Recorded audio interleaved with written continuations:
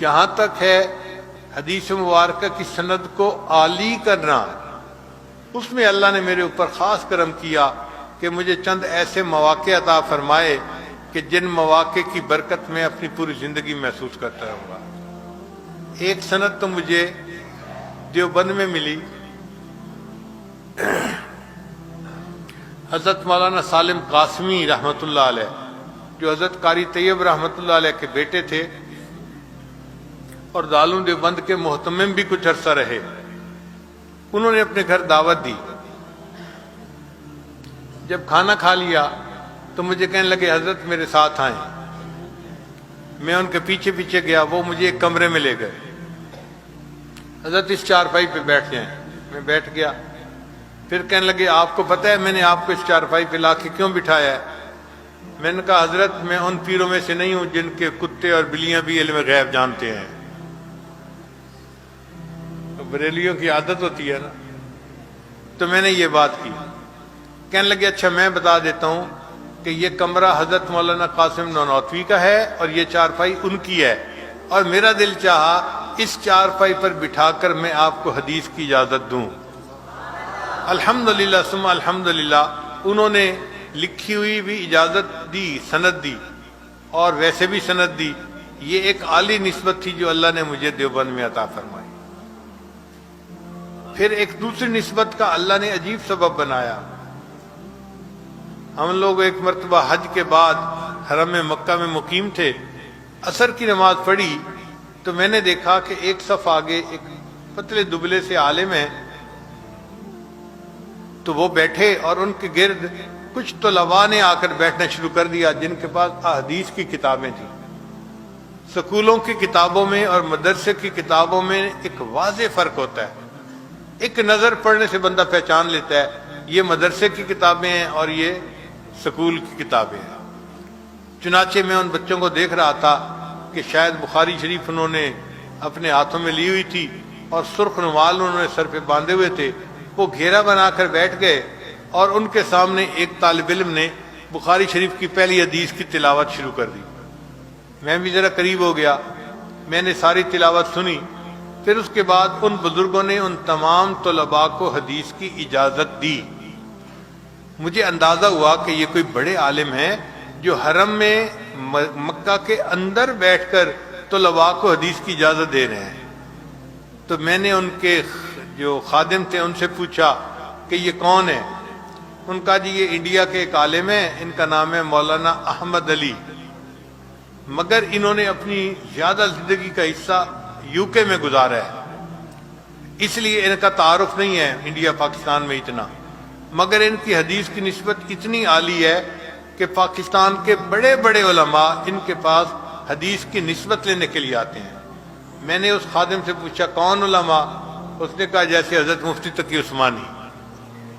بس یہ نام سن کے ہی میرا دل خوش ہو گیا کہ جب ہمارے سروں کے تاج بھی جا کے ان سے حدیث کی اجازت لے رہے ہیں تو یقیناً ان کی سند بہت عالی ہوگی۔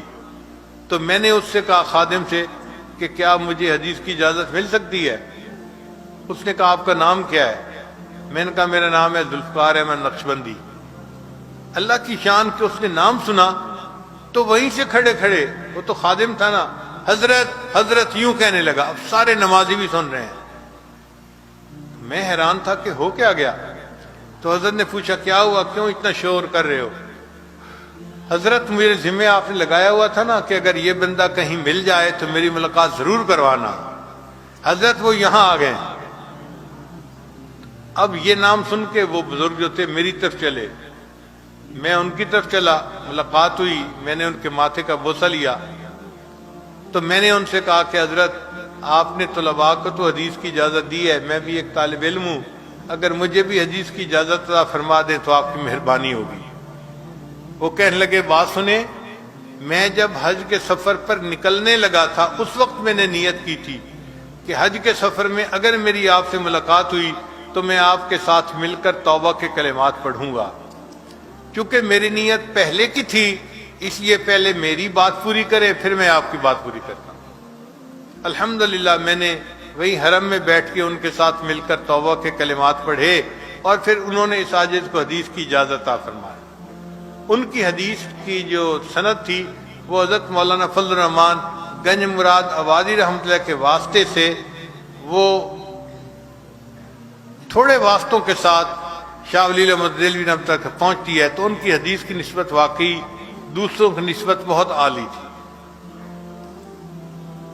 پھر ایک تیسری نسبت اللہ نے عطا فرمائی، ترکی میں جانا ہوا تو وہاں ایک بڑے بزرگ گزرے ہیں،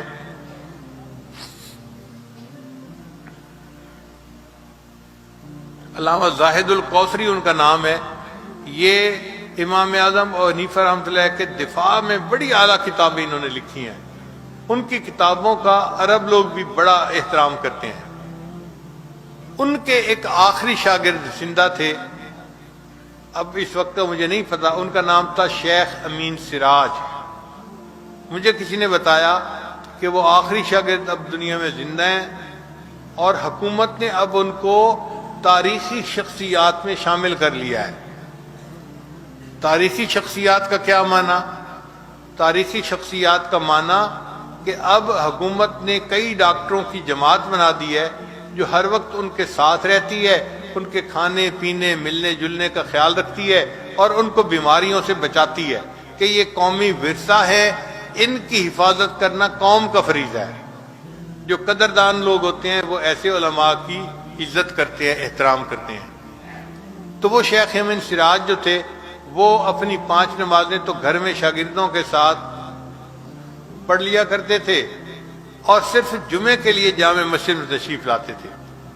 اور جمعے کے لیے حکومت نے مسجد کے بالکل ساتھ ایک شیشے کا کمرہ بنا دیا تھا کہ لوگ ان کو شیشے دیکھ تو سکتے تھے مگر ان کو مل نہیں سکتے تھے۔ اور حکومت کا مقصد بھی یہی تھا کہ لوگ ملتے ہیں تو کسی سے بیکٹیریا ٹرانسفر، کسی سے وائرس ٹرانسفر، اور بوڑھا بندہ بیمار ہو جاتا ہے تو ڈاکٹر لوگ ان کو ملنے نہیں دیتے تھے۔ خیر جمعہ میں 1-2 دن باقی تھے، ہم نے خوب اللہ سے دعائیں کی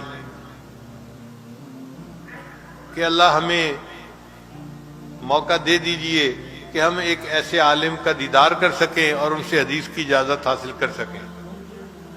اللہ کی شان کہ وہ اس جمعہ کو مسجد میں تشریف لا گئے، طبیعت ٹھیک تھی۔ ہم نے شیشے سے ان کا دیدار تو کر لیا، لیکن اب دل چاہتا تھا کہ ان سے حدیث کی اجازت بھی لیں، اور کمرے سے ہم اندر جا نہیں سکتے تھے۔ کمرے کے دروازے کے اوپر ڈاکٹر پہرا دے رہا تھا، بالکل پبلک کو اندر جانے کی اجازت نہیں تھی۔ تو میں آہستہ آہستہ چلتے ہوئے کمرے کے دروازے کے قریب گیا تو ڈاکٹر نے مجھ سے پوچھا کہ آپ کہاں سے آئے ہیں؟ میں نے کہا پاکستان سے۔ کہنے لگا نو، پاکستان میں تو ہائیجینک کنڈیشن اچھی نہیں ہے، وہاں کے کسی بندے کی ہم شیخ سے ملاقات نہیں کروا سکتے۔ تو میں وہیں پہ کھڑا ہو گیا۔ اب اتنے میں شیخ کے جو خادم تھے نا، انہوں نے مجھے دیکھا تو وہ دروازے کے قریب آئے اور مجھ سے پوچھتے ہیں کہ جی آپ کون ہیں؟ میں نے کہا بھائی میرا نام ہے ذوالفقار احمد نقشبندی اور میں پاکستان سے آیا ہوں اور حضرت کے ساتھ میں مصافحہ کرنا چاہتا ہوں اور حضرت سے حدیث کی اجازت لینا چاہتا ہوں۔ اس خادم نے وہیں سے حضرت کو بتایا کہ حضرت پاکستان سے کوئی عالم آئے ہیں، ان کا نام ہے ذوالفقار احمد نقشبندی۔ اللہ کی شان کہ یہ نام سن کر شیخ امین سراج جو تھے وہ دروازے کی طرف چل پڑے۔ اب مجھے تو دروازے پہ ڈاکٹر نے روکا ہوا تھا، جب وہ دروازے کی طرف آئے تو ان کو بھی ڈاکٹر نے روک لیا۔ یہ آپ باہر کیوں جا رہے ہیں؟ ابھی تو جانے کا وقت نہیں۔ اس نے کہا میں نے ان سے ملنا ہے۔ ڈاکٹر نے کہا آپ نہیں مل سکتے، ہماری ڈیوٹی ہے کہ ہم آپ کی حفاظت کریں، آپ کو کوئی بیماری لگ گئی، اور یہ بندہ تو آیا بھی پاکستان جیسے ملک سے ہے جہاں پر بہت وائرس ہیں اور ہائیجینک کنڈیشن بہت بری ہیں۔